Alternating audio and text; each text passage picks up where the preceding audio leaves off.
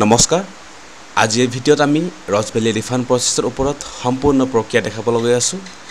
Ross valley বুলি কওঁতে নিশ্চয় সকলোৰে মনত পৰিছে য'ত সকলোৱে বহুতো দুখ কষ্ট কৰি নিজৰ টকা ডিপজিট কৰিছিল কিন্তু শেষত কি হ'ল এখন সকলোৱে ভালদৰে জ্ঞাত কিন্তু আজি এই ভিডিঅ' যোগেদি অনাৰেবল হাই কোৰ্ট অফ কলকাতাই গঠন কৰা এছেটছ ডিছপ'জেল কমিটিৰ অফিচিয়েল ৰিফাণ্ড ৱেবছাইটৰ পৰা আমি আমাৰ ডিপজিট কেনেকৈ ঘূৰাই পাব পাৰিম সেইখনৰ ওপৰত সম্পূৰ্ণ অনলাইন আবেদন কৰি দেখুৱাম Hi, I am Krishna from Sunlight Computer Academy. তেন্তে বলক ভিডিঅ'টো আৰম্ভ কৰোঁ তো মই মোৰ ব্ৰাউজাৰখন ওপেন কৰিছোঁ আপোনালোকে যিকোনো এটা ব্ৰাউজাৰ ব্যৱহাৰ কৰিব পাৰিব তো Ross valley ADC assets disposal কমিটিৰ অফিচিয়েল চাইট হৈছে rosvalleyadc.com তো মই সেম লিংকখন ডেছক্ৰিপশ্যনত দি থৈছোঁ আপোনালোকে এই ভিডিঅ'টোৰ ডেছক্ৰিপশ্যনৰ পৰা অফিচিয়েল লিংকখন ক্লিক কৰিব পাৰিব তো ৰাইট সাইডত চাব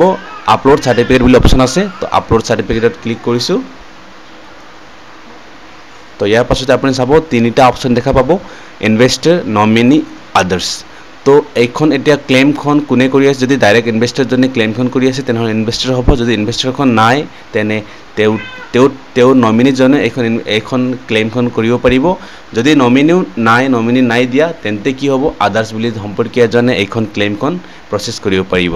তো গতিকে মই ইনভেষ্টৰজনৰ আছে ডাইৰেক্টলি তো ইনভেষ্টৰজনৰ সৈতে মই ক্লেইমখন প্ৰচেছ কৰি দেখুৱাম তো প্ৰথমতে অপশ্যন আছে কোম্পানী কোনখন কোম্পানীত আপোনালোকৰ এমাউণ্টখন আছিলে ৰছ ভেলিৰ ভিতৰতখন বহুতখিনি ডিভিজন আছিলে বহুতখিনি স্কিম আছিলে গতিকে আপোনালোকৰ যোনখন স্কিম হয় আপোনাৰ চাৰ্টিফিকেটত লিখা থাকিব সেই মুতাবিক আপুনি ইয়াত চিলেকশ্যন কৰিব তো মই মোৰ কোম্পানী চিলেক্ট কৰিছোঁ Ross valley hotels and entertainment limited তো ফাৰ্ষ্ট ইনভেষ্টৰজন কোন আছিলে ইনভেষ্টৰৰ নাম আমি লিখিব লাগিব তো মই ইনভেষ্টৰৰ নাম লিখিছোঁ ইনভেষ্টৰৰ বয়স কিমান হয় এতিয়া ইয়াত ডেট অফ বাৰ্থ নাই হতা আপোনালোকে জাষ্ট এটা পাৰ্টিকুলাৰ বয়স দিব লাগে এতিয়া কিমান বয়স হৈছে তাৰপাছতে সুধিছে জেণ্ডাৰ লিগানজনৰ তো মই জেণ্ডাৰ চিলেকশ্যন কৰিছোঁ সুধিছে মোবাইল নম্বৰ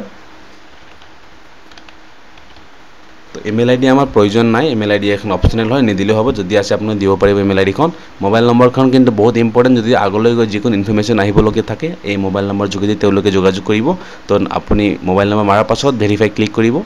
তো নম্বৰখন ফোন নম্বৰ ভেৰিফাইড বুলি কৈছে গ্ৰীণ টিক আহিব লাগিব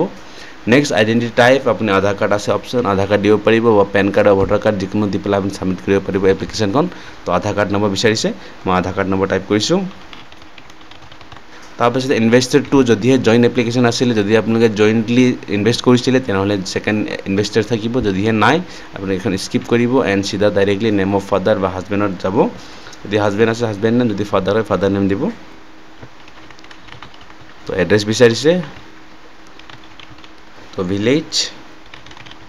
পোষ্ট অফিচ বিচাৰিছে পুলিচ থানা বিচাৰিছে তো নেক্সট আমাক বিচাৰিছে ষ্টেটত মই চিলেক্ট কৰিছোঁ আসাম এণ্ড ডিষ্ট্ৰিক্ট চিলেকশ্যন কৰিছে মই ডিষ্ট্ৰিক্ট চিলেকশ্যন কৰিছোঁ এণ্ড পিন কোড মই টাইপ কৰিছোঁ ইয়াৰ পাছতে আমি তললৈ যাওঁ এণ্ড ইয়াত বিচাৰিছে আমাৰ বেংক ডিটেইলছ বৰ্তমান কোনটো বেংক আছে আপুনি সেইখন বেংক এড কৰিব তো মই বেংক এড কৰিছোঁ ষ্টেট বেংক অফ ইণ্ডিয়া এখন আছে ষ্টেট বেংক অফ ইণ্ডিয়া ইয়াৰ পাছতে বিচাৰিছে নেম অফ ব্ৰাঞ্চ কোন বেংকটো কোনটো ব্ৰাঞ্চ হয় মই ব্ৰাঞ্চ টাইপ কৰিছোঁ তো ব্ৰাঞ্চ কোড বিচাৰিছে ব্ৰাঞ্চ কোড আপুনি নিজৰ পাছবুকত চাই ল'ব ব্ৰাঞ্চ কোডখন তো মই ব্ৰাঞ্চ কোড টাইপ কৰিছোঁ নেক্সট বিচাৰিছে একাউণ্ট নাম্বাৰখন মই একাউণ্ট নম্বৰ টাইপ কৰিম নেক্সট বিচাৰিছে বেংকৰ MICR কোড আপোনাৰ পাছবুকত চাব MICR কোডখন লিখা থাকে যদি MICR কোডখন লিখাও নাই তেন্তে স্কিপ কৰিব এখন মেণ্ডেটৰী নহয় MICR কোডখন সকলো পাছবুকত লিখা নাথাকেও কিছু পাছবুকত লিখা থাকে অলৰেডি বেংকৰ MICR কোডখন এখন আপুনি ইম্পৰ্টেণ্ট নহয় মেণ্ডেটৰী নহয় গতিকে স্কিপ কৰিব পাৰিব তো নেক্সট মেণ্ডেটৰী আছে IFSC কোডখন মই IFSC কোড টাইপ কৰিছোঁ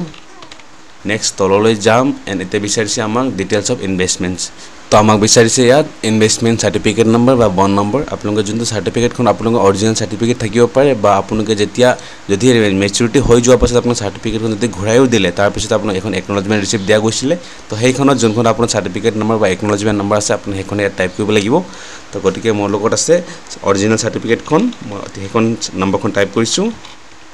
তাৰপিছত name of the certificate holder মোক বিচাৰিছে তো মই নাম টাইপ কৰিছোঁ তাৰপিছত ডেট অফ ইনভেষ্টমেণ্ট সুধিছে তো মোৰ ডেট অফ ইনভেষ্টমেণ্ট আছিলে 2011 চনৰ জুলাই 25 তো এইখন মোৰ ঠিক আছে এমাউণ্ট অফ ইনভেষ্টমেণ্ট কিমান টকা আছিলে নেক্সট ডেট অফ মেচিউৰিটি আছিলে তো এমাউণ্ট ৰিচিভ আফটাৰ মেচুৰিটি পাছত যদি আপোনালোকে টকা ঘূৰাই পাইছিলে নেকি তো পইচাটো ঘূৰাই পোৱাই নাই কোনেও তো গতিকে মই 0 মাৰিছোঁ প্ৰিন্সিপাল এমাউণ্ট ঘূৰাই পাইছিলে নেকি নো 0 তো এমাউণ্ট এণ্টাইটেল টু গেট তো টোটেল এমাউণ্ট আপুনি কিমান টকা পাব লাগে টাইপ কৰিছোঁ and continue for document uploading তো মই ডকুমেণ্ট আপলোডিঙৰ ফালে গৈ যাওঁ তো প্ৰথমতে আমাক বিচাৰি দিছে অৰিজিনেল চাৰ্টিফিকেট আপলোড কৰিবলৈ কৈছে গতিকে মোৰ লগত চাৰ্টিফিকেটখন আছে মই চাৰ্টিফিকেট আপলোড কৰিছোঁ নামে আছে অৰিজিনেল চাৰ্টিফিকেট আপলোড কৰিছোঁ নেক্সট ইয়াত আপলোড কৰা ছিলেক্ট ফাইল কৰাৰ পাছত আপুনি আপলোড কৰিব ইয়াত ক্লিক কৰিব গ্ৰীণ টিক হ'ব লাগিব তো গ্ৰীণ টিক হৈ গৈছে আপলোড হৈ গৈছে নেক্সট অৰিজিনেল কপি একনলেজমেণ্ট যদি আপোনালোকে ৰিফাণ্ডৰ কাৰণে মেচুৰিটি হৈ গৈছিল এণ্ড ৰিচিপ্টখন আপোনালোক অৰিজিনেল চাৰ্টিফিকেট ঘূৰাই দিছিল তাৰপিছত আপোনালোকক একনলেজমেণ্ট ৰিচিপ্টখন দিয়া গৈছিল তো সেইখন আপুনি আপলোড কৰিব যদিহে চাৰ্টিফিকেটখন আপোনাৰ একনলেজমেণ্ট আছে বা এই দুটা কেছত আপোনালোক যদি নাই একনলেজমেণ্ট ৰিচিপ্ট আপুনি ঘূৰাই দিছিল অৰিজিনেল চাৰ্টিফিকেটখন তেন্তে আপুনি ৰিচিপ্টখন ইয়াত এটেচ কৰিব বা যদি অৰিজিনেল আছে আপুনি দুটা জেগাতে ছেম এপ্লিকেশ্যনখন ছেম চাৰ্টিফিকেটখন আপোনালোকে ইয়াত আপলোড কৰিব দুখন আপুনি সেম আপলোড কৰিলে নেক্সট বিচাৰিছে আমাক আইডেন্টিটি প্ৰুফৰ কাৰণে আপুনি আধাৰ কাৰ্ড দিব পাৰিব নেক্সট এড্ৰেছ প্ৰুফৰ কাৰণে আপোনালোকে আধাৰ কাৰ্ড বা ভোটাৰ কাৰ্ড দিব পাৰিব গতিকে মই আধাৰ কাৰ্ড লৈছোঁ গতিকে মই আধাৰ কাৰ্ডখন সাবমিট কৰিছোঁ নেক্সট মোক আকৌ পুনৰ এইখনতো মই আধাৰ কাৰ্ড দিম আপলোড তাৰপাছত আমাক বিচাৰিছে ফটোকপি অফ বেংক পাছবুক আমি বেংক পাছবুক ফাইল চুজ কৰিম তো বেংক পাছবুক আপলোড কৰিছোঁ তাৰপিছত শেষত বিচাৰিছে আমাৰ ফটোকপি অফ চেক বুক তো আপোনাক কেনসেল চেক এটা আপুনি আপলোড কৰিব পাৰে যদিহে নাই আমি সেম ইয়াতো পাছবুকখন আমি আপলোড কৰি দিম আপলোড তো গতিকে আমি সকলো ডকুমেণ্টছখন আপলোড কৰিলোঁ গতিকে ফাইনেলি আমি সাবমিট বাটনত ক্লিক কৰি আমি এপ্লিকেশ্যনখন আমি ৰিফাণ্ড ক্লেইম এপ্লিকেশ্যনখন আমি ইয়াত সাবমিট কৰিম